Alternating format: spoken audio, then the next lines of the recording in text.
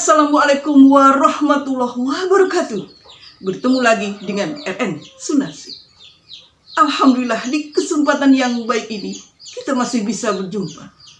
Mudah-mudahan kita senantiasa sehat dan senantiasa diberi rezeki yang barokah oleh Allah Subhanahu wa Ta'ala. Amin, amin ya Rabbal Alamin. Pada kesempatan ini saya ingin membahas tentang sesuatu yang sedang viral. Saya yakin teman-teman semua juga tahu ya peristiwa yang sedang viral.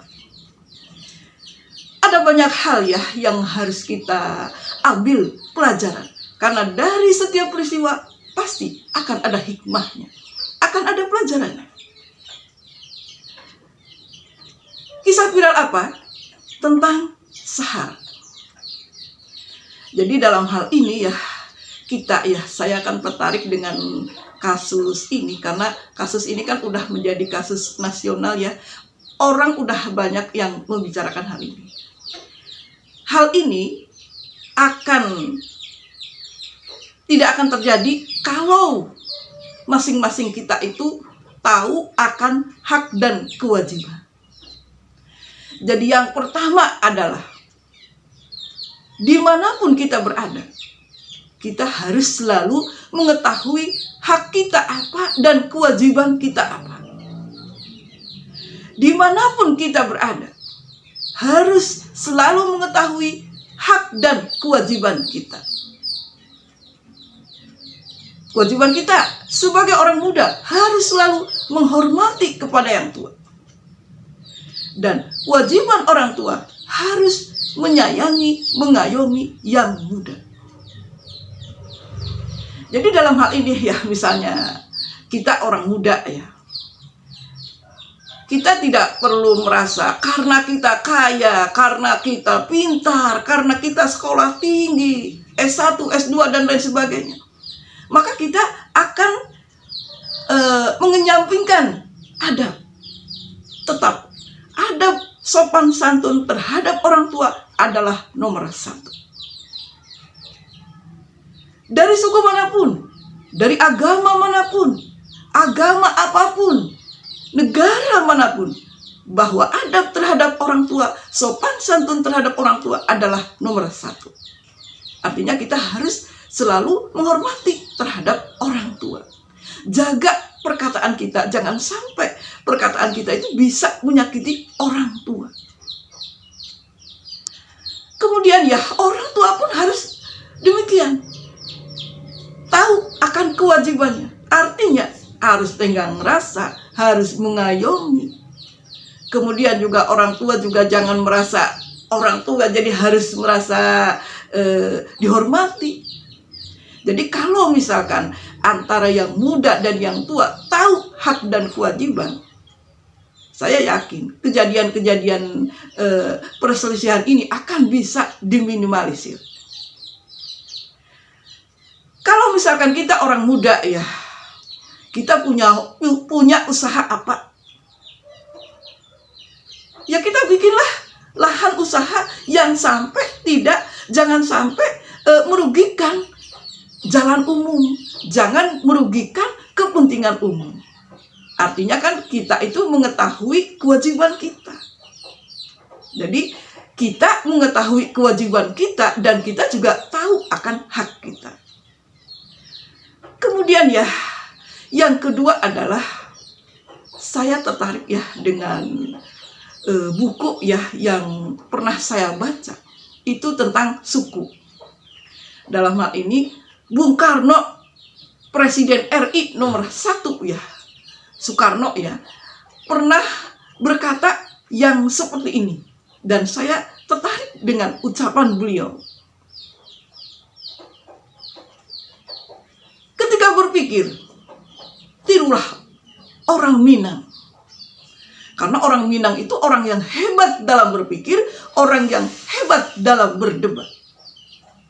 Seperti misalnya Sultan Syahrir, Muhammad Hatta, dan banyak pahlawan-pahlawan lain yang berasal dari Minang. Itu luar biasa banget pemikiran-pemikirannya.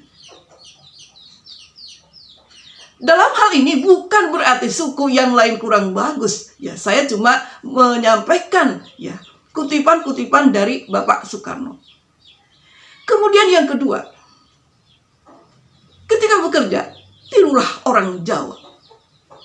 Karena orang Jawa dalam hal ini terkenal dengan ketekunan, keuletan, ketabahan. Sehingga sampai dijadikan contoh oleh Bapak Soekarno. Tirulah orang Jawa dalam hal bekerja. Kemudian ya yang ketiga, dalam hal beramah tamah, tirulah orang Sunda. Seperti kita ketahui ya, saya bukan asobiah karena saya merasa orang Sunda, bukan. Orang Sunda itu orang yang terkenal akan ramah tamah. Alhamdulillah ya, saya sejauh ini belum pernah mendengar ada kasus orang Sunda yang ribut dengan suku lain. Dan mudah-mudahan jangan ya, kita harus saling menghormati antar suku. Kemudian ya, Bapak Bung Karno juga bilang, kalau bersikap, kalau berkata, tirulah orang Batak. Dalam hal ini tentu yang positif ya, orang Batak itu biasanya tegas, biasanya lugas, langsung ke inti. Tetapi yang positif ya, kalau yang negatif misalkan gampang marah, egois, merasa menang sendiri, kemudian merasa saya paling benar, lah itu baru kita filter. Jadi yang dimaksud Bung Karno adalah mungkin keterus terangannya, kejujurannya dalam hal berbicara. Jadi Bung Karno mengutip seperti itu, bukan yang lainnya kurang bagus, tetapi ini yang bagusnya ditonjolkan supaya kita bisa mencontoh. Karena masing-masing suku itu pasti banyak kelebihannya. Dan suku adalah kekayaan negara. Beragam suku adalah kekayaan negara. Jadi yang kekayaan negara itu bukan berarti hanya emas, tambang, kemudian mineral, kemudian batu bara dan lain sebagainya. Kekayaan negara itu juga berupa beragam budaya, beragam bahasa, beragam suku, beragam pulau, beragam agama. Aset-aset negara, baik itu sumber daya manusianya, itu juga kekayaan negara. Jadi dalam hal ini kita di antara suku itu jangan sampai terjadi clash, apalagi hal-hal yang maaf aja ya, sepertinya kan remeh ya, hal-hal yang kurang hal-hal yang remeh-temeh. Jadi dalam hal ini jangan sampai memicu perselisihan nasional. Karena negara yang besar adalah negara yang menghargai beragam suku. Dan negara yang besar adalah negara yang menghargai para pahlawan. Jadi kita tetap junjung tinggi perbedaan antar suku. Kita tetap junjung tinggi menghormati beragam suku, beragam budaya, beragam bahasa.